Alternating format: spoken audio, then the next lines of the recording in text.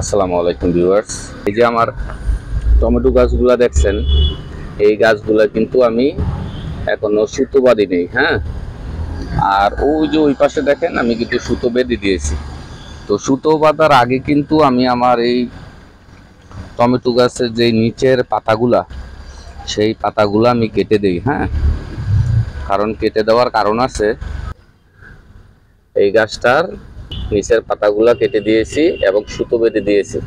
তার কারণ হচ্ছে এখন নিচের পাতাগুলা কাটার কারণে আপনার এই যেই ব্রাঞ্চগুলা উপরের, এগুলা পুষ্টি বেশি পাবে এবং মোটা হয়ে উপরের দিকে উঠে যাবে। নিচের পাতাগুলা কিন্তু দরকার নেই। হ্যাঁ, কারণ এই নিচের পাতাগুলা থেকে কিন্তু রোগবালাই সৃষ্টি হয় এবং কি এই গাছটাও পুষ্টি কম নেয়।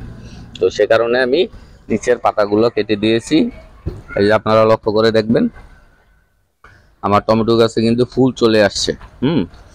আর যদি আমি আরেকটা বিষয় আপনাদের সাথে শেয়ার করি, এই যে দেখেন এই গাছটার এই ডগাতে কিন্তু এগুলা ফুল।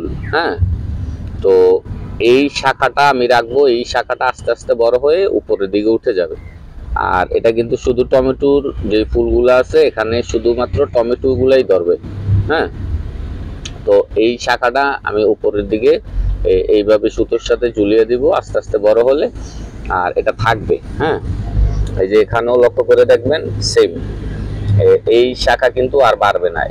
এইটার মধ্যে ফুল আছে, এই শাখাটা আস্তে আস্তে বড় হবে। হ্যাঁ, তো এরকম ভাবে আপনারা যদি লক্ষ্য করে দেখেন, এই যে আমি সুতো কিন্তু বেঁধে দিয়েছি উপরে। হ্যাঁ, এইটাতেও দিয়েছি, আর এই দুইটাতে আমি এখনো সুতো বাঁধি নেই, কারণ ওই যে পাতাগুলো কাটবো।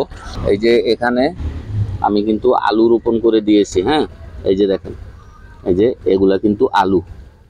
এই যে আলুর বের হইতাছে, এই যে আলুর গাছ বের হইতাছে। এই যে এখানেও লক্ষ্য করবেন, এখানেও কিন্তু আলুর গাছ বের হইতাছে।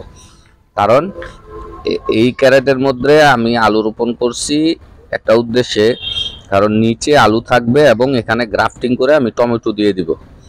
উপরে থাকবে টমেটো এবং নিচে থাকবে আলু। এই যে দেখেন, এই ক্যারেটের মধ্যে আমার 10টা টমেটো গাছ আছে, এখানেও কিন্তু আমি পাতাগুলো কাটিং করে সুতো বেঁধে দিয়েছি। হ্যাঁ, এই যে আমার মোটরটা, পানির মোটরটা, এই যে পানির মোটর কিন্তু চলতেছে। হ্যাঁ, যদি লক্ষ্য করে দেখেন, এই যে পানির মোটর চলতেছে। এখানে কিন্তু এটা পাতাকপি। এখানে একটা পাতাকপি আছে, তারপরে যে মরিচ আছে 1টা 2টা 3টা 4টা।